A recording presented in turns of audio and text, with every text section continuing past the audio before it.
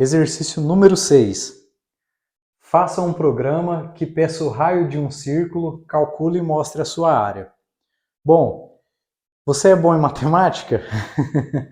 Será que é o mito que o programador precisa ser bom em matemática para ser um bom programador? Vamos resolver esse exercício para a gente descobrir isso. Bom, vocês se lembram como que calcula a área de um círculo? Para calcular a área de um círculo, a fórmula é a seguinte. A gente vai pegar a área do círculo vai ser igual a π vezes o raio elevado ao quadrado. E o π é um valor constante, né, que é um número infinito, que tem muitas casas decimais, mas a gente normalmente utiliza só duas casas decimais, que é no caso 3,14. Eu poderia utilizar várias casas decimais. Feito isso daqui, a gente tem que multiplicar o π pelo raio ao quadrado. O raio ao quadrado, em programação, a gente pode resolver de duas formas. A gente pode multiplicar o raio vezes o raio, ou a gente poderia utilizar uma função para calcular o raio ao quadrado. Existe isso também em programação. Bom, vamos calcular dessa primeira forma aqui, que é a forma mais fácil. Depois a gente resolve com uma função. Bom, então vamos começar. A primeira coisa, a gente precisa descobrir o raio para que a gente realize esse cálculo. Então a gente vai pedir o raio do usuário. Então a gente fala que a gente cria uma variável que se chama raio, e a variável raio vai receber um valor do usuário, ou seja, um input, uma caixinha de texto, e o usuário vai informar nessa caixinha de texto o raio. Posso colocar aqui só raio, vai aparecer na frente da caixinha de texto. Se a gente clicar aqui no play para executar, ele criou então uma caixinha de texto com a palavra raio na frente, e o usuário sabe que ele tem que informar um valor para o raio. Bom, feito isso, lembrem-se que o input ele lê valores, só que a gente precisa falar que tipo de valor que ele está lendo. No caso, se a gente quer trabalhar com um valor numérico, né? Então, nesse caso aqui, a gente quer trabalhar com um valor numérico do tipo real, ou seja, uma área ela pode ter uma casa decimal, um raio pode ter uma casa decimal. Então, a gente vai falar que esse valor que vai vir aqui do input é um valor do tipo float. Então, a gente coloca a palavra float aqui na frente, abre os parênteses e fecha o parênteses no final, beleza? Feito isso, só calcular. Para calcular, a gente vai criar uma outra variável, a gente vai chamar essa variável de área, e a gente vai falar que a variável área recebe 3,14 vezes, aí aqui eu abro parênteses e coloco raio vezes raio. Raio vezes raio é a mesma coisa que raio ao quadrado. Feito isso daqui, só mostrar o resultado. Para mostrar o resultado, a gente vai colocar o comando print, abre parênteses, a área do círculo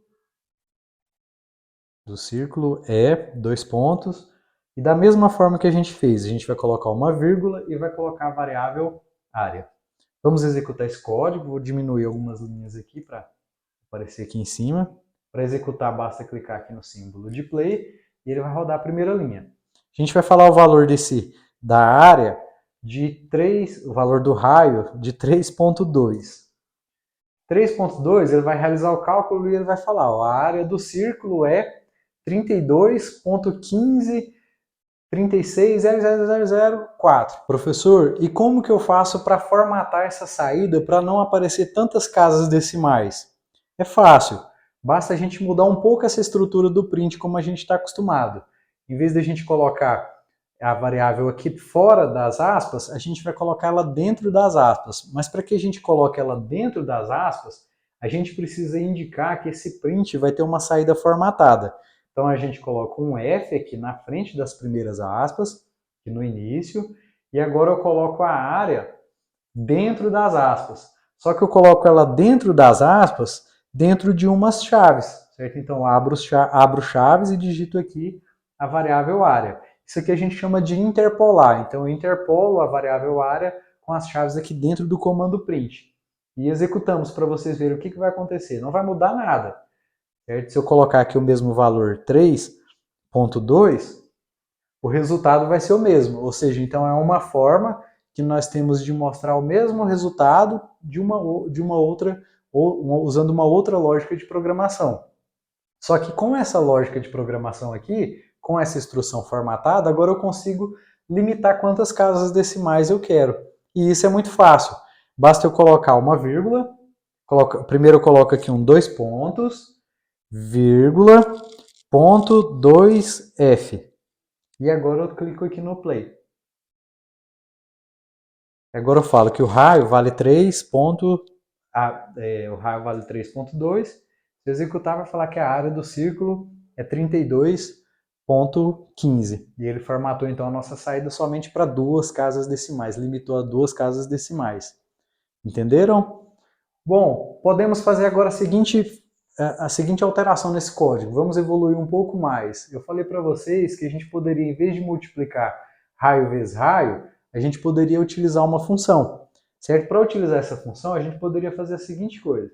A gente poderia, em vez de digitar essa linha aqui, a gente colocaria assim, ó, área é igual a 3.14 vezes POW, uma função que se chama POW, raio. E se eu colocar dessa forma, o POW, eu tenho que colocar, aqui eu coloco a base e aqui eu coloco o expoente. Né? Então a base vai ser o raio e o expoente que eu quero vai ser 2, ou seja, eu quero que ele eleve ao quadrado. Se eu quisesse elevar então ao cubo, seria da mesma forma, bastaria eu alterar isso daqui. E eu tiro essa linha aqui de cima. Certo?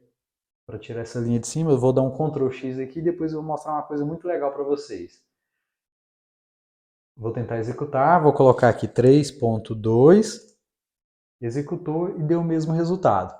Entenderam? Então, duas formas da gente fazer. A gente pode fazer multiplicando raio vezes raio, ou podemos utilizar uma função que se chama POW, que eleva ao quadrado. Basta a gente falar qual é a base, basta a gente falar qual é o expoente.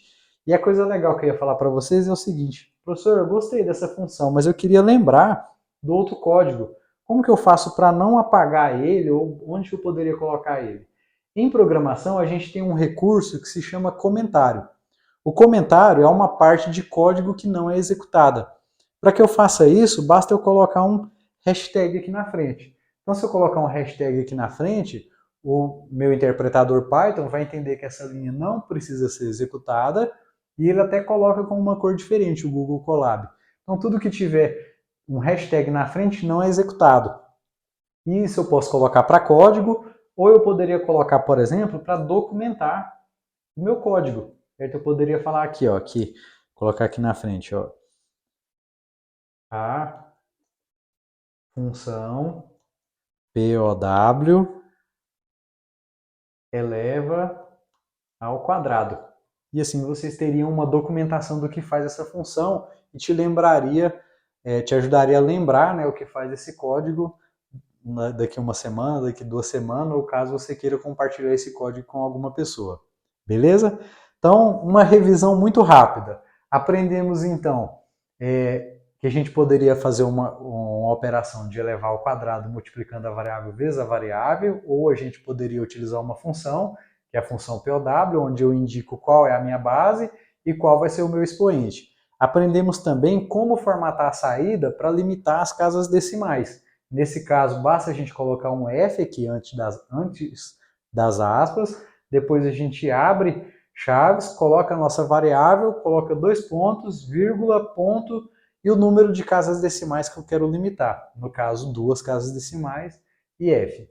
E depois só executamos, mostramos o código normalmente. Bom, e aquela pergunta, se precisa ser bom em matemática para aprender programação?